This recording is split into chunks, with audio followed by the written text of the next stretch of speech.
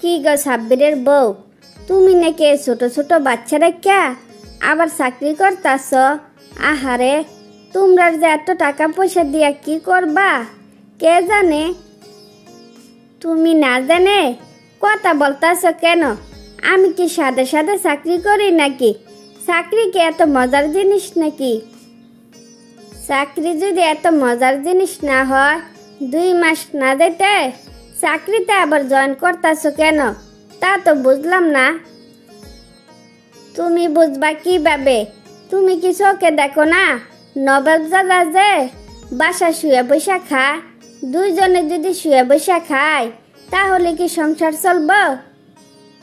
সাব্বির তো শিক্ষিত ছেলে, ওই তাহলে চাকরি করে না কেন? ওর কি সমস্যা আমার একটু বলতো।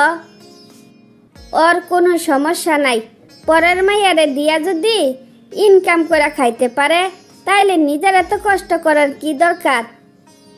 সি সি সি, সাব্বির এত খারাপ? নিজে পছন্দ কইরা তোরে বিয়ে করলো আর নিজে তোরে এত বড় শাস্তি দিতেছে। নিজে পছন্দ করে বিয়ে করছি তো, তাই সাব্বির আমার এত বড় পুরস্কার দিতেছে। মন না চাইলেও বাধ্য হয়ে আমার চাকরি করা লাগতেছে। সব আমার কপাল। শোনো, কি আর করবা, বাচ্চাটারে প্রয়োজন পড়লে আমার কাছে রাখিয়া যাইও, তাইলে অফিসে গিয়ে রিল্যাক্সে কাজ করতে পারবা। আহারে, তোমার জন্য কি খারাপ টানা লাগতেছে। আমার বাচ্চাটারে মাঝে মাঝে একটু সময় দিও, এছাড়া আর কিছু লাগবো না। ভাবি, তুমি কি সাব্বিরে একটু বুঝাইয়া বলতে পারো না? সারাদিন বাদাইমার মতন ঘুরে বেড়ায়, কোনো চাকরি বাকরি কি হয় নিতে পারে না? তুমি কি ভাবতাছ আমি বুঝাইলে সে বুঝা ফেলাইব? যার কোনো বিবেক নাই তারা আমি কি বুঝাবো? তুমি এটা কোনো কথা কইলা? এই সকালে যাও, বিকালে আসো। মেয়েটার কোনো সেবা যত্ন নাই, তার চোখে কি এসব পড়ে না? অলস মস্তিষ্কের এসব নজর কাড়ে না। যে ঠিক মতো বাচ্চাটারে কেয়ার করে না সে আর কি করব? আমি দেখি তোমার জন্য কিছু করতে পারি নাকি। জীবন মাত্রই শুরু। এই বয়সে যদি এত প্যারা থাকে তাইলে বাকি বয়সে কি করবা? কপালে যা থাকে তা হবে, এত দুশ্চিন্তা করে কোনো লাভ নাই। তো আমি ওরে বেশি পছন্দ করি তো, তাই ওই আমার পছন্দের মূল্য বুঝে না।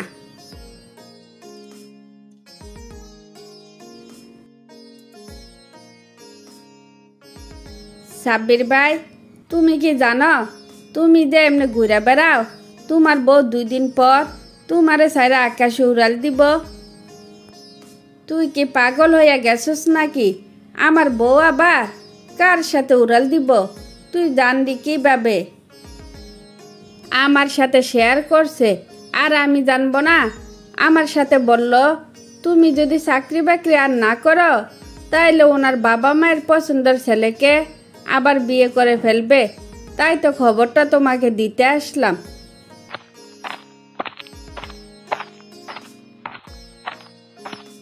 তুমি কালকে থেকে আর অফিসে যাইবা না, তুমি বাসায় থাকবা, বাচ্চার দেখাশোনা করবা, এছাড়া তোমার আর কোনো কাজ নাই। আমি কি তাহলে বাসায় বসে বসে পানি গিলবো? আমার দ্বারা সব হবে না। দরকার হইলে সংসার ছেড়ে চলে যাব, চাকরি ছাড়তে পারবো না। আমি তোমার হাতে পায়ে ধরি, তুমি আমার সংসার ছাইরা যাইও না। তোমারে দিয়া আমি আর চাকরি করাবো না। চাকরি করা লাগলে আমি করব। তুমি আমারে অনেক জ্বালাইছ, আমি আর জ্বলতে চাই না। তাই সিদ্ধান্ত নিছি বাবা মায়ের পছন্দে আবার বিয়ে করব, তবু আমি বাদাইম্মার সংসার করব না। তুমি আমারে আর আমার সন্তান রে এত বড় শাস্তি দিও না। তুমি একবার আমারে সুযোগ দাও। যদি আমি নিজেরে সংশোধন করতে না পারি তাইলে তুমি তখন আমারে ছাইরা চইলা যাইও। তুমি তোমার ভুল বুঝতে একটু দেরি হইয়া গেছে, তাই তোমার আমি সুযোগ দিতে পারলাম না। এই 1 বছরে তুমি আমার এমন জ্বালান জ্বালাইছ যা আমি কোনোদিনও বলতে পারবো না। আমার জন্য কি তোমার একটু খারাপ লাগে না? আমার জন্য কি তোমার মনে কোনো দয়া মায়া নাই? আমি তো আমার নিজের ভুল বুঝতে পারছি, আমারে তো একবার সুযোগ দেওয়া যায়। স্বামীর সাক্ষী রইল, এটাই কিন্তু তোমার শেষ সুযোগ। তুমি যদি 100% সংসারী হও তাইলে আমি থাকবো, নইলে বাচ্চা রেখে সোজা বাপের বাড়ি চলে যাব। আমি 100% সংসারী হব যদি তুমি আমার পাশে থাকো। তারপর সাব্বির তার নিজের ভুল বুঝতে পারলে স্ত্রী সন্তান নিয়ে হাসি খুশিতে বাকি জীবন অতিবাহিত করতে থাকে। এই তিথি, তুই এতক্ষণ কোথায় ছিলি? তোরা আমি কখন থেকে খুঁজতাছি। কিরে, তুই এমন একটা ভাব দেখাইতাছস, মনে হইতাছে আমারে তুই চিনস না। যে ছেলেরে কোনো কালে কোনো মেয়ের সাথে কথা বলতে দেখিনি, সেই ছেলে যদি আমারে এভাবে নাম ধরে ডাকে তাহলে আমি চিনব কিভাবে? এতদিন দরকার হয় নাই তাই কথা বলি নাই, তার মানে কি আমি কোনোদিনও কথা বলবো না? আমার ভুল হয়েছে তো আমারে কেন এভাবে পাগলের মতো খুঁজতাছস সেই কথা আগে বল। নিশ্চয় খোঁজার কারণ তো একটা আছে। তো কথা দে, কারোর সাথে শেয়ার করবি না। যদি কারোর সাথে শেয়ার না করস তাহলে বলবো। ঠিক আছে, কারোর সাথে শেয়ার করলাম না, এবার তো বলবি আসল কাহিনীটা কি? আমার দিকে না চাইয়া থাকা আসল কাহিনীটা বল, কি হয়েছে? কাহিনী তেমন কিছু না। কাহিনী হয়েছে, আজকে 2 দিন ধরে ভূমিকে দেখতাছি না। ভূমি কেন ভার্সিটিতে আসে না তা কি বলতে পারবি? শুনছিলাম ভূমিরে পাত্রপক্ষ থেকে দেখতে আসবো, হয়তো সেই জন্য আসে নাই। তো হঠাৎ করে ভূমিরা এভাবে খুঁজতাছস কেন? বুঝলাম না তো। এই ব্যাপারে পরে শেয়ার করব, আগে আমার কথা দে। যেভাবে পারস কালকের মধ্যে ভূমিরা আমার সাথে দেখা করাইবি। ঠিক আছে, তুই যেহেতু এত করে বলছস, চেষ্টা করব যাতে তোর সাথে ভূমির দেখা হয়। এবার তো আমি যাইতে পারি নাকি? হ, এবার তুই যাইতে পারস। আমার ব্যাপারটা মনে রাখিস কিন্তু।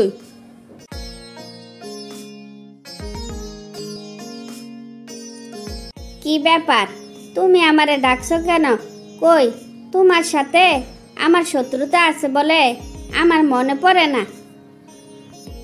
আমি কি তোমার একবার বলছি যে আমার সাথে তোমার শত্রুতা আছে? জরুরি একটা কথা বলার জন্য তোমারে আমি ডাকছি। আজ্ঞে মহারাজ, আপনি কি জন্য আমারে ডাকছেন তা কি আমি জানতে পারি? আমার তারা আছে, যা বলার তাড়াতাড়ি বলেন। আমি তোমারে অনেক ভালোবাসি, তোমারে আমি বিয়ে করতে চাই। কথা দাও, তুমি আমারে ফিরাইয়া দিবা না? কি আজব তো, তোমার সাথে আমার ওরকম কোনো পরিচয় নাই। তোমারে শুধু আমি মুখ চিনা চিনি, এই পরিচয় কি কাউকে বিয়ে করা যায়?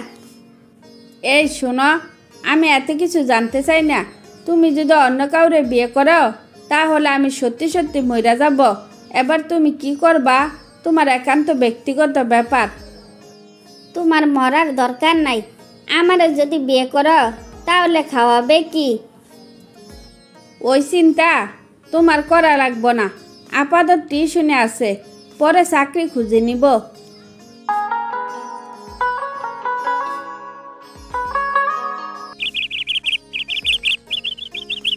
কি রে, তুই আমারে জরুরি তলব করছস কেন? তোর কি শরীর খারাপ নাকি? না, আমি ঠিক আছি, কিন্তু হিমেলের চাকরি হওয়ার পর হিমেল রাত করে বাসায় ফিরে, আবার মাঝে মাঝে কার সাথে যেন ফোনে কথা বলে। তুই তাইলে সরাসরি ওর সাথে কথা বল, জিজ্ঞাসা কর ওই কার সাথে কথা বলে। আমার জানা মতে ওই তো এরকম ছেলে না। আমিও তো সেই কথাই জানি, কিন্তু যার জন্য আমি সব হারাইলাম সে যদি আমার সাথে বেমানি করে তাইলে তো মরা ছাড়া আমার আর কোনো উপায় থাকবো না। এভাবে কথা বলিস না, তুই ওর সাথে কথা বলবি, তারপর ওই কি বলে আমার সাথে সাথে জানাবি। মনে রাখিস, দেখার মধ্যে অনেক সময় ভুল হয়।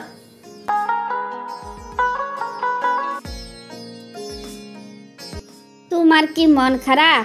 অফিসে কি কোনো ঝামেলা হয়েছে? আমার সাথে শেয়ার করো। থাক, শেয়ার না করলে হাত মুখ ধুইয়া খাইতে আসো। আমার মনে হয় এখানে চাকরিটা করা সম্ভব না। এখানে চাকরি করলে শীঘ্র আমার বউ হারাইতে হইব, কিন্তু চাকরি ছাড়লে সংসার চলবে কিভাবে? চাকরি পাইতে তো সময় লাগবে। চাকরির জন্য যেহেতু এত মায়া, তাহলে চাকরি ছাড়ার দরকার কি? এক বউ গেলে জীবনে কত বউ আসবে? নিশ্চয় অনেক বউ আসবে, কিন্তু তোমার মতো কেউ আসবে না।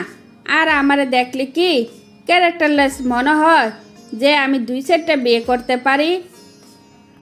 হইছে, তোমার ড্রামা বন্ধ করে খাইয়া শুয়ে পড়ো। সকালে উঠে আবার অফিসে যাওয়া লাগবো।